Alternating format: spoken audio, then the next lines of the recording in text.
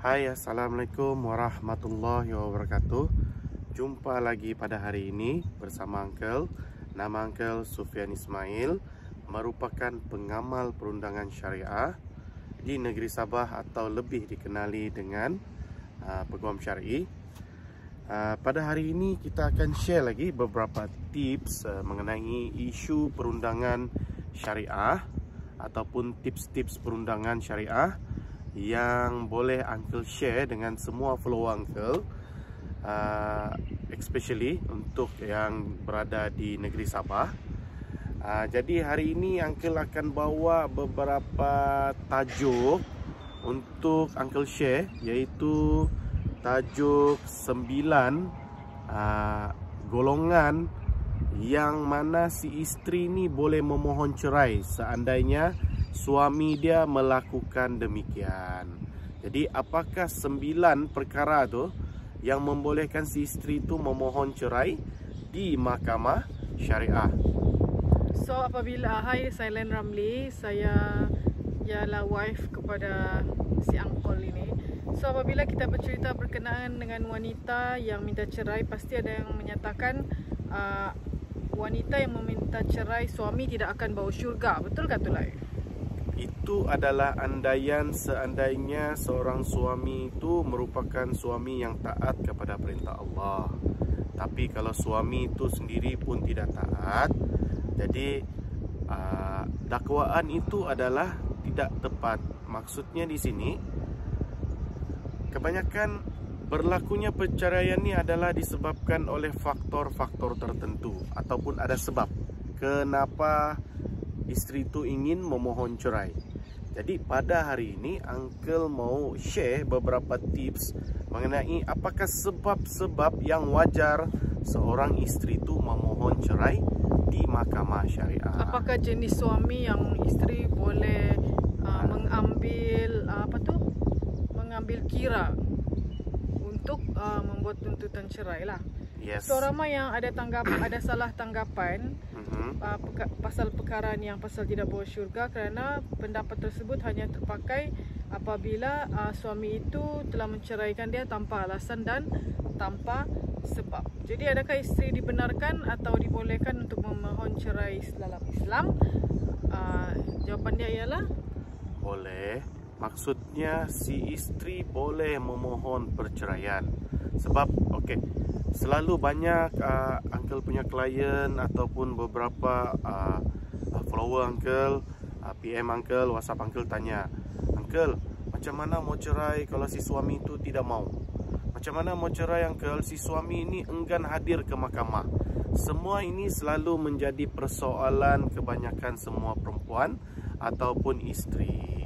Uncle mau explain di sini, untuk seorang isteri itu memohon cerai, dia tidak perlukan persetujuan si suami, dan kehadiran si suami juga bukanlah boleh menentukan perceraian. Maksudnya di sini, walaupun si suami itu tidak hadir atau gagal hadir ke mahkamah bagi proses perceraian tu, proses perceraian tetap diteruskan dan akan diputuskan oleh hakim bicara. Jadi metosnya ataupun tampirangnya dakwaan terhadap keengganan suami untuk bercerai ataupun ketidakhadiran suami di mahkamah bagi proses perceraian sehingga menyebabkan satu perceraian itu tidak dapat diteruskan merupakan dakwaan yang salah. selalunya kena ugut-ugut je, betul? Yes, kamu selalu kena ugut. Kau ingat kau boleh bercerai kalau saya tidak lepas talak tekan suami. Betul, talak memang di tangan suami. Tapi isteri masih boleh memohon cerai melalui kelulusan banyak kaedah mahkamah. Banyak kaedah perceraian. Uncle sendiri dalam Uncle punya FB pun sudah Uncle bagi share. Ada 7 jenis perceraian yang yang sudah Uncle e-bookkan. Bagi mereka yang masih belum faham apakah jenis-jenis cerai, boleh minta e-book sama Uncle. Dulu Uncle jual lah, sekarang Uncle bagi free saja. So, ramai sangat yang perlu sehingga kan Uncle dah sampai hati sudah mau jual. Uncle bagi percuma e-book tu. E-book tu tajuk dia 7 jenis perceraian. di mana 7 jenis perceraian ni kamu boleh pilih. Dan daripada 7 jenis perceraian ni ada faktor-faktor yang menyebabkan perceraian tu tidak dapat diteruskan disebabkan oleh kamu memilih jenis cerai yang tidak sesuai ataupun salah lah. Contohnya kamu mau bercerai terhadap suami ni yang sudah kamu dah jumpa 10 tahun. Tapi kamu memilih pengesahan cerai luar mahkamah. Lama juga tu lah 10 tahun. Yes, sebab apa benda ni berlaku. Dia cakap suami dia ni sudah tidak jumpa dia lebih kurang bertahun-tahun lagi, tandailah 10 tahun. Dulu dia cakap masa suaminya boleh dikontak, suaminya ada lafaz cerai di handphone. So dia pun datang ke mahkamah. Inilah masalah bila datang ke mahkamah. Dorang tanya di kaunter, dia cakap okey, ini perlu buat pengesahan cerai luar mahkamah. Dia pun pohon. Apabila dia buat satu tuntutan cerai luar mahkamah, mahkamah cakap tidak dapat diteruskan kerana suami tidak hadir. Yang bab ini betul. Sebab apa? Apabila kamu membuat satu pengesahan cerai tanpa kehadiran suami dan tanpa saksi kamu, maka proses perceraian ini tidak dapat diteruskan. Okey, itu dari segi sebab kamu menuntut atau membuat satu permohonan cerai, pengesahan cerai luar mahkamah. Cuba kamu ubah perceraian itu kepada sepasang ataupun taklik. Benda ni diteruskan atau tidak? Jawapannya diteruskan walaupun tanpa kehadiran suami. Itulah apabila tidak ada ilmu terhadap perceraian dan kamu tersilap di dalam membuat permohonan cerai, menyebabkan perceraian itu tidak dapat diteruskan di mahkamah. Jadi uncle nasihatkan supaya berhati-hati dengan memilih jenis perceraian yang kamu pohon di mahkamah. So okey, yang jenis suami yang jenis isteri boleh memohon cerai terhadap jenis golongan suami ini ialah suami yang menyuruh isterinya berzina. So kes ni selalu kedengaran macam suami ada contohnya macam keadaan ni bila suami tu ada hutang. Jadi dia suruh bayar hutang tu dengan menyuruh isteri itu berzina ataupun kan? Menjadi paling senang orang cakap menjadi menjadi pelacur lah. Benda ni terjadi kalau kita nampak pun di drama-drama TV itu yang sebelum ni apa punya drama tu yang Aida Jebat jadi dia punya pelakon apa semua tu. Kalau kita tengok dalam drama tu yang mana mamanya penagih dadah, bapak dia seorang penjenayah, pencuri apa semua. Di sini sampai boleh berlakunya orang cakap pelacuran tu disebabkan oleh masalah kewangan, sampai sanggup jual anak disebabkan mau cover hutang ataupun mau beli dadah. Benda-benda ni mana-mana suami yang terlibat dalam aktiviti pelacuran ni, kamu boleh memohon cerai di mahkamah syariah. Kamu boleh mohon cerai fasah. Okey, sebab suami kamu ni sanggup menyuruh kamu untuk berzina ataupun paling senang cerita jadi pelacur lah, betul kan? Sebab mau cover dia punya masalah kewangan. Jadi kalau ada suami begini, ini bukan suami ni. Ini namanya ni orang yang menjahanamkan hidup kamu sebagai seorang wanita. Jadi dia tidak layak untuk dijadikan suami. Maksudnya di sini kamu berhak layak untuk memohon cerai di mahkamah syariah. Golongan yang seterusnya, apakah suami yang menyuruh isteri minum arak? Sebab ada yang kadang-kadang berlaku di dalam masyarakat kita ni, suami tu dia paksa isteri untuk minum arak sebab dia cakap kalau minum seturang-seturang tu ndak best, ndak seronok, ndak happening. So perkara ni hati-hati sebab berlaku nih di Sabah. Sebab kita tahu juga nih kebanyakan Sabahan nih dia banyak mix punya perkahwinan. Jadi berhati-hati dengan budaya. Budaya tidak boleh menghalalkan cara. Maksudnya sudahlah kamu ni tidak dapat mau berubah, kamu lagi mengajak kepada isteri kamu untuk berbuat perkara yang haram. Contohnya dalam minum arak. Sebab benda begini ni kebiasaannya berlaku terutamanya bagi golongan-golongan suku kaum yang menganggap satu minuman arak nih merupakan satu adat budaya. Jadi berhati-hati dengan budaya tersebut. Janganlah menghalalkan cara. Maksudnya di sini, bagi suami yang orang cakap belum lagi berhenti daripada minum arak, kamu adalah golongan sasaran di mana si istri ini boleh memohon perceraian disebabkan oleh ajakan kamu terhadap si istri itu tadi. Berhati-hati ya. Sudahlah kamu ni tidak melakukan perkara terhadap agama Islam tu dengan betul. Kamu lagi mau mengajak istri itu melakukan kejahatan dengan minum arak, maka perkara ni boleh menyebabkan istri kamu tu untuk memohon cerai di mahkamah syariah. So jangan buat, uncle warning, berhati-hati. Jangan sampai benda ini terjadi kepada diri kamu. So golongan yang seterusnya. Seterusnya ini adalah kes yang pernah berlaku di mahkamah syariah, di mana suami dia tidak membenarkan isteri yang memakai tudung atas alasan dia tidak suka lihat istrinya bertudung. So suami yang melarang istrinya menutup aurat. Ada apa macam tu? Ada. Selalunya suami lagi suruh kan. Benda ni berlaku apabila kebanyakannya disebabkan oleh perkahwinan campur lah. Contoh mungkin suami dia ni baru convert dan dia agak malu mungkin terhadap istri yang memakai hijab, dan dia minta istrinya untuk membuka aurat untuk supaya nampak keren lah apa semua ni. Berhati-hati.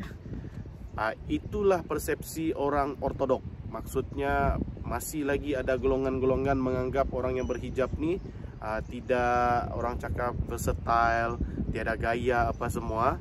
So hati-hati dengan suami spesies macam gini nih. Jangan pandai-pandai mau suruh bini buka aurat disebabkan mau memenuhi kamu punya nafsu lah, memenuhi kamu punya kehendak. Kamu malu lah sebab tidak up to date lah, apalah, tidak kampungan lah. Pakai tudung cantik juga kan? Kenapa tidak cantik? Banyak yang orang bertudung ni lebih cantik dari orang yang tidak pakai tudung. So berhati-hati dengan suami yang pandai-pandai mau suruh bini dia buka aurat. Di mana orang yang golongan begini, si istri layak untuk memohon perceraian di mahkamah syariah. Golongan yang seterusnya. Okey, jika suami itu mengabaikan tanggungjawab wajib beliau, so istri berhak memohon cerai. Jadi jenis suami ini ialah suami yang tidak menunaikan tanggungjawab sebagai seorang mukmin. Apa tu mukmin? Maksudnya seorang Islam, di mana dia ini tidak menjalankan tanggungjawab dengan berbuat sembahyang, menjadi orang Islam, berpuasa, Sudahlah dia nak buat begitu, dia suruh lagi istri dia supaya jangan buat begitu. Jadi orang golongan yang begini, orang cakap yang munafik nih, orang yang tidak menjalankan cara hidup Islam nih, tapi mengaku Islam. Golongan suami seperti ini layak si istri itu untuk memohon cerai. Banyak orang yang kahwin ni disebabkan oleh kadang-kadang pasal cinta saja. Ini selalunya dilema ni berlaku kepada mereka yang berkahwin campur lah. Maksudnya dulu mungkin orang ni bukan Islam, masuk Islam sebab perkahwinan, tapi si suami ni tidak pernah pun membuat apa-apa perubahan terhadap dirinya melainkan namanya sahaja. So golongan-golongan inilah yang banyak melakukan perkara-perkara yang di atas tadi tu. Tidak suruh pakai tudung, kan suruh minum arak. Dia cakap ini standard bahwa orang modern memang begini apa. Semua hati-hati dengan suami yang begini nih, jenis begini nih. So istri layak untuk memohon cerai disebabkan oleh perlakuan istri terhadap suami yang tidak menjalankan tanggungjawab sebagai seorang mukmin. So seterusnya ialah penyakit-penyakit yang merebak seperti AIDS yang dihidap oleh suami sepatutnya tidak dijangkitkan kepada wanita ataupun isteri. Jadi golongan suami ini adalah suami yang mempunyai penyakit berbahaya. Yes, bukan setakat AIDS. Siapa yang mempunyai penyakit kelamin di mana penyakit itu dikuatiri menjangkiti istrinya, istri itu boleh memohon cerai. Cerai apa yang boleh pohon di mahkamah? Cerai fasah. Sebab apa? Suami dia ni orang yang selalu berselingkuh sehingga mendapat penyakit kelamin. Dan bila kamu ketahui bahwasanya suami kamu ni begini punya spesies yang mempunyai penyakit kelamin, maka kamu disarankan ataupun dibolehkan untuk memohon cerai fasah di mahkamah syariah sebelum dia menjangkiti dirimu. Okey, golongan yang seterusnya. Siapakah golongan yang perlu isteri ini mohon cerai di mahkamah? Apa perkara yang diorang buat lagi? Seorang isteri ada hak ke atas nafkah batin, betul? Betul. Jadi jika perkara tersebut tidak dapat dipenuhi oleh suami atas alasan organ fizikal dia tidak berfungsi, isteri dibenarkan untuk memohon cerai. Jadi golongan suami ini adalah suami yang mempunyai organ seks yang tidak berfungsi. Itu perlu pengesahan tu kan? Benar. Tak boleh main cakap-cakap je. Di dalam hukum syarak maupun undang-undang syariah, mana-mana suami yang mana paling senang kita cerita mati pucuk lah kan. Sebenarnya kita bagi peluang dulu isteri ini bagi peluang dulu kepada suami at least selama 6 bulan hingga setahun untuk suami ini berubatlah. Okey. Tapi selepas menjalani rawatan, jika dia punya alat sulit tu masih juga tidak berfungsi, senang cerita mati pucuk, maka kamu sebagai seorang isteri dibenarkan untuk memohon cerai fasah atas alasan suami kamu punya alat sulit tu tidak berfungsi. So zalimlah terhadap isteri yang masih memerlukan nafkah batin daripada seorang suami. Maka si suami itu adalah diwajibkan untuk tidak menyiksa si isteri itu dengan menceraikan si isteri. Selalunya berapa lama tu? Selalunya mahkamah membenarkan si suami itu untuk menjalankan rawatan selama setahun. Selepas setahun, seandainya tidak ada orang cakap pulih dia punya alat sulit itu, maka mahkamah akan membenarkan isteri itu untuk diceraikan secara fasah. Jadi bukanlah orang cakap kita tahu sudah suami kita ni ada sakit macam gini kita terus minta cerai. Tidak, zalimlah kita. Sebab apa? Dia tidak mau pun alat sulit dia tu jadi mati pucuk. Jadi kita sama-sama lah berusaha bagi dia peluang selama setahun. Tapi kalau isteri yang redo je? Kalau isteri yang redo, alhamdulillah lah. Sebab apa? Kita punya matlamat perkahwinan ni bukanlah seks semata-mata. So kalau bagi isteri yang redo, ada mutual understanding terhadap kelemahan suaminya yang memang alat sulit itu tidak berfungsi, maka dia bukan satu perkara yang wajib minta sama cerai. Juga dengan isteri lah kan? Ya, sama kalau juga dengan isteri. Kalau isteri ada masalah, suami tu redo, ya, okay, dia kan? juga boleh teruskan. Sebab benda ni bukan diwajibkan, cuma dibolehkan.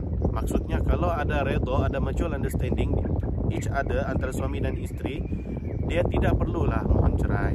Tapi seandainya dia tersiksa, contoh isteri itu rasa tersiksa disebabkan oleh kemaluan suaminya yang tidak berfungsi, dia dibolehkan untuk memohon cerai di mahkamah syariah. Bukan satu benda yang wajib, tapi dibolehkan. Okey. Seterusnya, apakah perkara yang membolehkan seorang isteri itu memohon cerai di mahkamah? Ialah jika ditakdirkan suami memang tidak ada zakar sejak lahir atau hilang zakar akibat kemalangan, si isteri mempunyai hak untuk bercerai. Jadi golongan ini adalah suami yang tidak mempunyai zakar. Ada tak? Okey, tadi pun dia sebut disebabkan oleh tidak zakar ataupun zakarnya hilang oleh disebabkan mungkin kemalangan. Benda ni sebenarnya pun optional. Kalaulah si isteri tu redha, ada mutual understanding, maka tak perlulah cerai. Tapi kalaulah benda ni menzalimi si isteri ataupun membuatkan si isteri itu rasa tertekan disebabkan oleh perkara itu, maka dia dibenarkan atau dia dibolehkan untuk memohon cerai secara fasah di mahkamah syariah. So seterusnya, isteri tidak dibenarkan memohon cerai jika suami tidak pulang atau tidak mau pulang ke rumah dalam satu tempoh. Isteri dibenarkan untuk satu tempoh yang lama. Jadi golongan ini adalah golongan suami yang tidak pulang tanpa alasan munasabah. Yes, sebab apa? Suami yang selama 4 bulan berturut-turut pun isteri itu layak memohon cerai. Kalau dia tidak membayar membayar nafkah ataupun tidak menggauli istri. Ini kan pula yang bertahun-tahun tidak mempedulikan istri atau tidak memberi kabar apa-apa, maka si istri boleh memohon cerai di mahkamah syariah.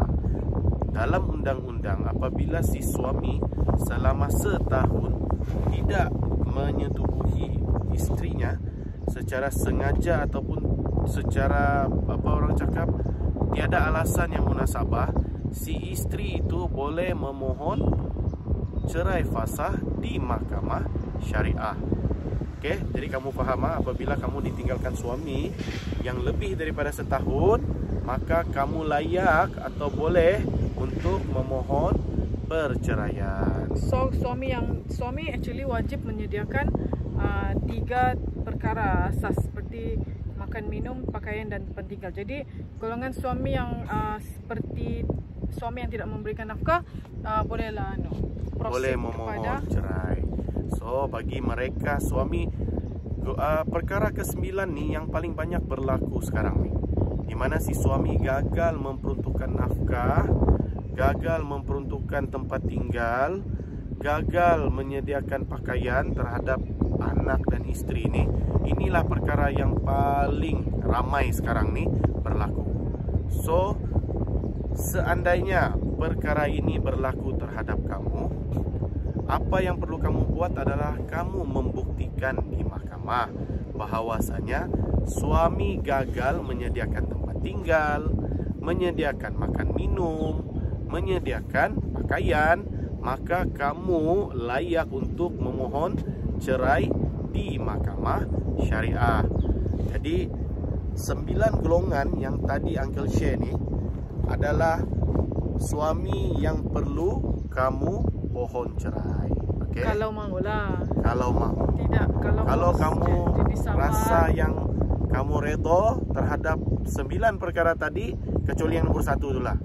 Itu tiada istilah redha. Sebab apa? Itu merupakan satu perkara yang haram, zina. Kamu tidak dibenarkan untuk redha menjadi pelacur disebabkan oleh arahan suami kamu. Yang itu memang diharamkan dalam Islam. Itu wajib untuk kamu minta cerai. Sebab apa? Dia merosakkan kehidupan kamu sebagai seorang manusia ataupun seorang wanita, sampai sanggup menjadikan kamu seorang hamba seks yang berbayar untuk keperluan diri dia, ataupun ialah untuk disebabkan untuk cover hutang dia sanggup buat macam gitu. So dalam yang tadi kita cerita tu ada 9 jenis golongan kan. So itu 9 jenis golongan yang akan lead to kepada perceraian lah, yang selalu jenis husband. Tapi kita kena tahu juga apakah penyebab utama pasangan ni boleh bercerai. Okay. So yang pertama, punca perceraian di Malaysia selalunya orang tidak satu kepala sudah. So dia itu sinonim lah dalam punca perceraian yang kita dengar kan. Ini adalah sebab-sebab kenapa orang mau bercerai. First, miscommunication, no understanding. Jadi inilah kadang-kadang yang kita terlepas pandang ataupun buat acuh tidak acuh bila sudah kahwin. Masa bercinta, bila kamu punya girlfriend atau couple tu merajuk pun, kamu akan pujuk berhabis. Tapi bila sudah kahwin, kamu cuba biarkan benda tu bersahaja saja, sampai terjadilah ada miscommunication. Maksudnya tidak ada sepahaman di dalam komunikasi. Seorang fikir lain, seorang fikir lain. Jadi bab-bab gini adalah punca paling besar. Macam baru-baru ni Uncle di kontak oleh beberapa klien. Dia punya hal tu, miscommunication dia tu pasal si suami ni, buli-buli suami ni, dia kasih tinggal hutang motosikal dia 2 tahun. Lepas tu kedai motosikal lah pula telefon bini dia, ugut, dia cakap kalau anda bayar, diorang akan report sama majikan, kamu boleh kena tindakan tertertib. Tak kajut si bini. Berapa tahun dia cakap? 2 tahun tidak bayar motor. Jadi bini itu terpaksa lah hutang sana sini dengan keluarga, bayar tu motor. Pasal ini saja. Nah, jadi mau diceritakan, bab motor kena beli oleh si laki pun si bini tidak tahu. Jadi bab-bab macam gini nih, kalau kita nampak macam tak lah, mau dicakap biasa, tidak juga biasa. Sebab apa? Tiada komunikasi laki dan bini ni menyebabkan bini tak tahu si suami ni beli motor, sudah hutang 2 tahun dah bayar. Jadi bab-bab miscommunication ni boleh menyebabkan terhadap perceraian. Jadi si isteri ni pun trip-trip si laki ni, dia cakap mana gaji, kenapa tak bayar.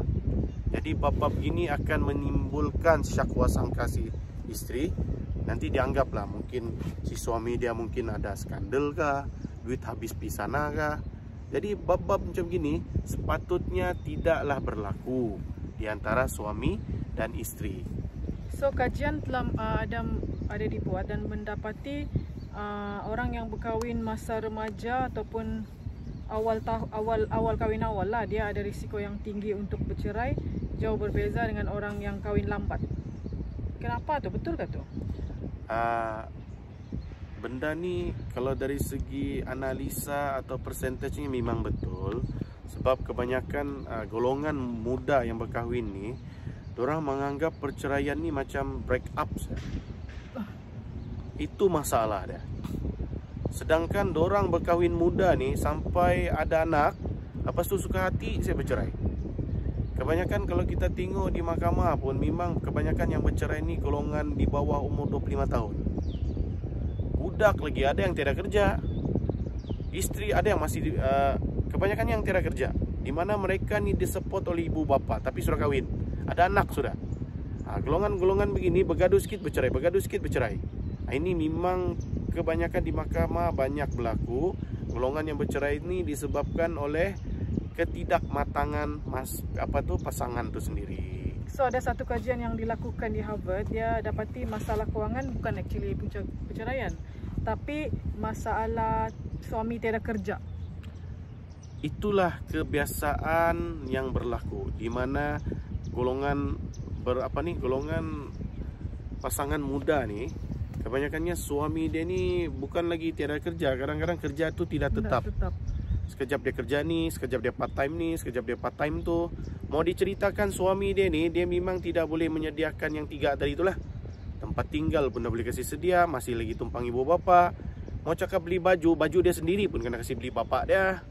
Jadi masalah-masalah begini, dia boleh bengkak dan menyebabkan isteri tu memohon cerai. Jadi berhati-hatilah ibu bapa apabila membenarkan anak mereka ni berkahwin muda. Pasangan ataupun suami yang tidak habis sekolah, dia cenderung untuk bercerai. Sebab mereka ni kurangnya matang dari segi pemikiran. Tak habis sekolah tu macam mana habis SPM? Ya, ada yang tidak habis SPM. Lepas tu kebanyakan budaya di Malaysia apabila terjadinya orang cakap mengandung luar nikah ni, menyebab apabila berlakunya mengandung pasangan ni, mereka akan cepat-cepat kasih kahwin. Dia punya kesan adalah mereka pasangan yang muda ni kadang-kadang dorang ni tidak ada kematangan pun di dalam menjalankan rumah tangga. Sudahlah dorang ni sudah kahwin muda, dorang tidak diberi peluang pun untuk cuba berdikari. Inilah masalah ibu bapa sekarang.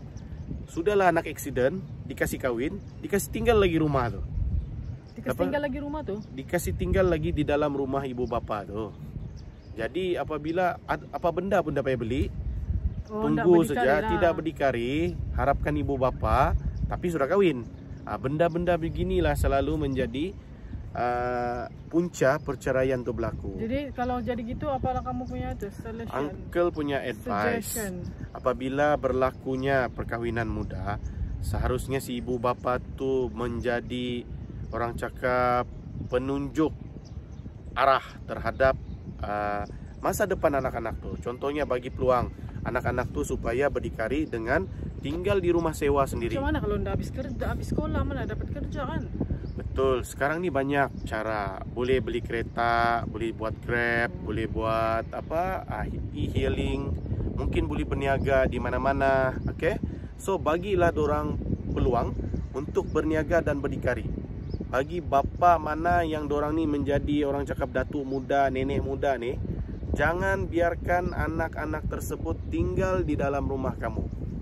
Bagilah mereka peluang untuk berdikari dengan memberi peluang dorang untuk menyewa rumah mana-mana supaya dorang berdikari. Lepas tu beri petunjuk untuk dorang ni berdikari. Contohnya bergrab kah, berjual kah. Kalau mau kerja dengan orang, okey, pergi kerja kah. Ataupun kalau masih sayangkan anak tu, bagi dorang sekolah, suruh anak berdikari dengan part time buat grab, whatever, supaya dorang boleh berdikari. Struggle lah. Yes, mesti struggle.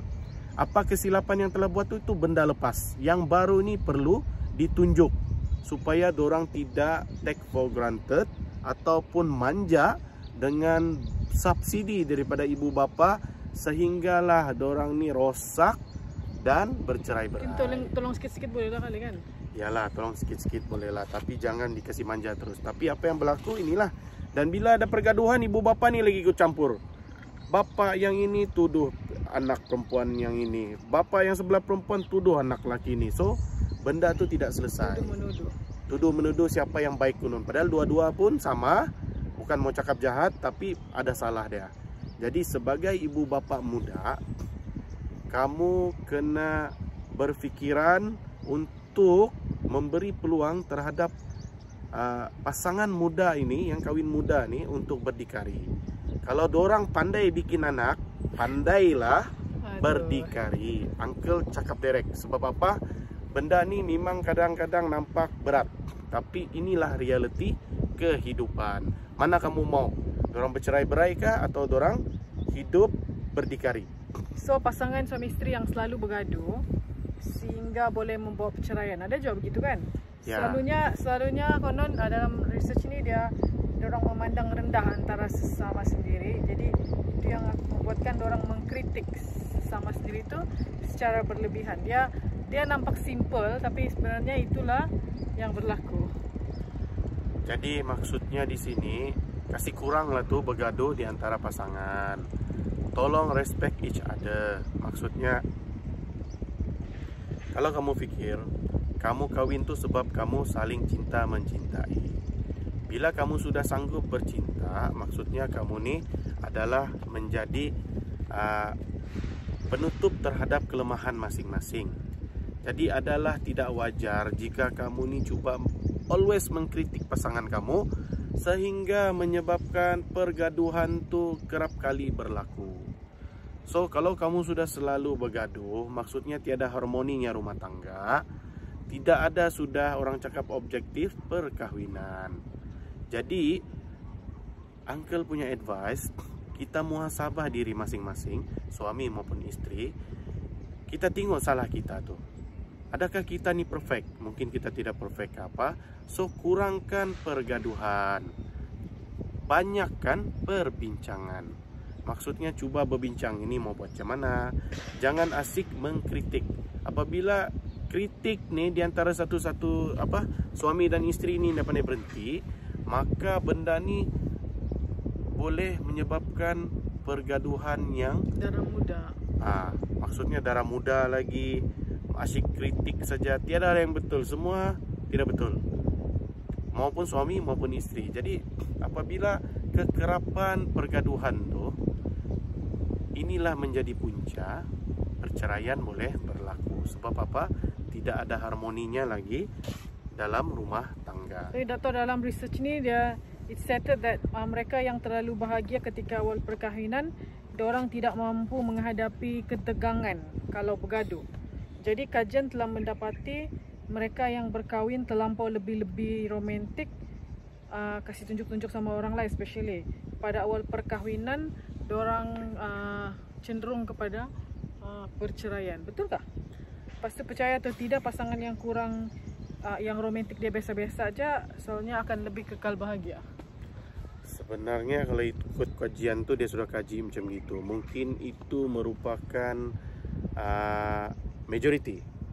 Tapi bagi uncle punya pendapat, bila ada research macam gitu, dia mesti ada golongan minority. Maksudnya minority itu masih boleh istiqomah di dalam hubungan kekeluargaan. Maksudnya kalau dia ni memang yang jenis romantik, dia juga boleh istiqomah romantik sehingga ke akhir hayat. Mungkin untuk istiqomah ni agak berat, tapi banyak yang juga berjaya di dalam perhubungan ni daripada awal hingga ke hari tua. So golongan seterusnya ialah mereka yang tidak mau menyelesaikan masalah kerana dorang selalunya kan dong bergaduh, dong diam je. Lepas tu yang mendiamkan diri tu yang akan jadi terseksa. Nah itulah last dorang punya masalah tidak pandai selesai.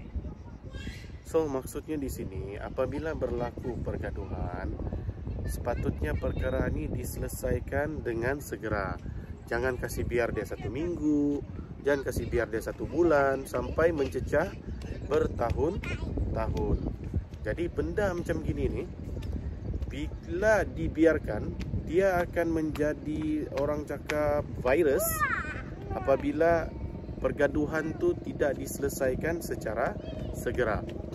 Jadi maksudnya di sini apabila berlakunya pertelingkahan ataupun pergaduhan di antara suami dan isteri itu, perkara yang terbaik adalah settle secara segera ataupun menyelesaikan perkara itu dengan segera. Jangan ditunggu sampai seorang ni merajuk.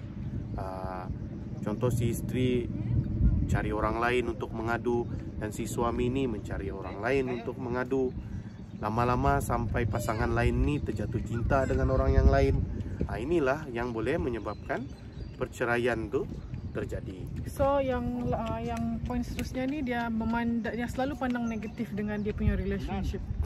Macam gini ya, tengok aku balik ke rumah ni, mesti aku kena marah ni. Padahal tak pun kena marah.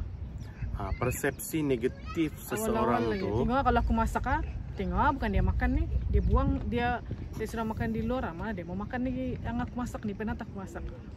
Ini merupakan satu persepsi orang negatif. Dia selalu nampak negatif. Maksudnya di sini, siapa yang rasa diri dia ni jenis yang negatif, cuba ubah cara tu. Sebab apa? Di dalam Islam, setiap niat ataupun pemikiran tu akan menjadi doa. Jadi kalau kamu ingin doa ataupun kejadian kamu tu baik-baik, positif, kamu kena berpikiran positif. Janganlah kamu mengaku kalah sebelum berjuang. Maksudnya di sini, janganlah kamu awal-awal lagi membuat satu persepsi yang tidak baik apabila kamu melakukan satu kebaikan. Doalah dengan baik, supaya benda tu berakhir dengan satu kebaikan, bukan negatif. Sebab apa yang kamu fikirkan negatif tu, dia akan betul-betul akan terjadi. Sebab tu merupakan doa. Okay? So Uncle harap benda negatif ni kita jangan amalkan. Kalau ada kawan-kawan yang negatif tu, cepat-cepat kita lari, jangan kawan. Sebab apa, nanti dia terjangkit sama kamu. Sebab orang yang negatif ni, dia nak boleh tengok orang yang senang. Dia sentiasa cakap buruk saja. Biarpun orang tu baik macam mana, dia akan cakap buruk. Apalagi kalau romantik punya pasangan, dia akan sentiasa, padahal dia menginginkan perkara tersebut, tapi cara dengki dia tu adalah negatif. Sepatutnya bila kamu nampak sesuatu yang baik, maka kamu tirulah. Bukannya diejek atau apa orang cakap sekarang ni, kecam. Okey, bila kamu mengecam, maksudnya pengecaman kamu tu mencerminkan jiwa kamu yang negatif. So mudah-mudahan apa yang sharing kita hari ini memberi manfaat kepada orang di luar sana. Ini bukan ini bukan kelas rumah tangga, bukan konsultasi, bukan iklan. Ini cuma sharing daripada Uncle selaku pengamal perundangan syariah. Sebab apa, Uncle berharap dengan perkongsian ini boleh mengurangkan kadar perceraian di negeri kita Sabah. Sebab apa? Kekurangan ilmu tu menyebabkan banyak orang bercerai dengan alasan-alasan yang remeh-temeh. Pasal itulah Uncle cuba berusaha untuk menyampaikan ilmu secara berterusan melalui FB Live atau media sosial ni. Sebab ramai yang Uncle rasa tidak mengetahui, satu. Yang kedua, mungkin tidak mampu untuk membayar konsultasi. Jadi disinilah cara Uncle untuk bersharing, untuk membantu mana-mana golongan yang kurang berkemampuan untuk mendapatkan ilmu undang-undang syariah. Dari perspektif undang-undang syariah. Uncle bercakap dari perspektif undang-undang syariah. Sebab Uncle tidak mau ramai orang di luar sana terkeliru di antara hukum syarak maupun undang-undang syariah. Sebab ramai sekarang nih golongan-golongan agamawan nih mempergunakan agama untuk kepentingan orang. Padahal benda itu adalah melanggar undang-undang syariah. Contoh nikah kampung. Dia cakap hukum Islam ini benda sah. Ramai orang tanya. Dia cakap, Uncle, sahkah kalau nikah kampung? Kalau cukup 5 rukun, dia memang sah. Tapi tahu apakah kesan terhadap nikah kampung tersebut? Yang menjadi mangsa adalah istri dan anak-anak, terutamanya bagi mereka yang bernikah dengan orang bukan warga negara.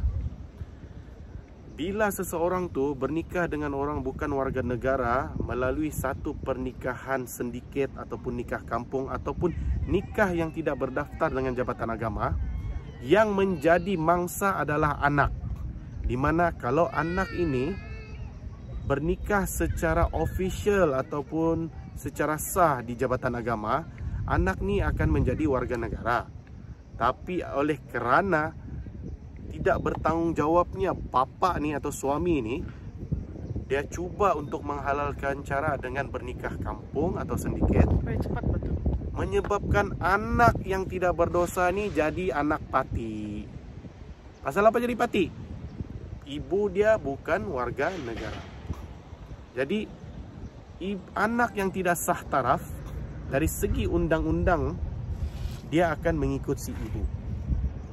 Maksudnya di sini, anak ni sudah menjadi mangsa, tidak dapat menjadi warga negara Malaysia disebabkan oleh perlakuan bapaknya yang tidak bertanggungjawab dengan bernikah secara salah ataupun tidak melalui undang-undang. So sharing kita di sini je. Jadi yang baik itu semua daripada Allah, yang tidak baik itu semua daripada kami berdua. Minta maaf kalau ada yang kami terkasar atau tersasul, terkena kepada siapa-siapa. Kami tidak ada niat pun. Ya, yang semua apa Uncle cakap ni tidak ada kena-mengena dengan orang yang hidup maupun yang mati.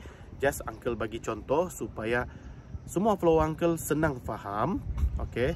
Dan jadikan semua contoh-contoh tu sebagai tauladan terhadap undang-undang syariah tu sendiri. So kita jumpa lagi. Uncle akhiri dengan Assalamualaikum warahmatullahi wabarakatuh. Kita jumpa lagi. Assalamualaikum, bye.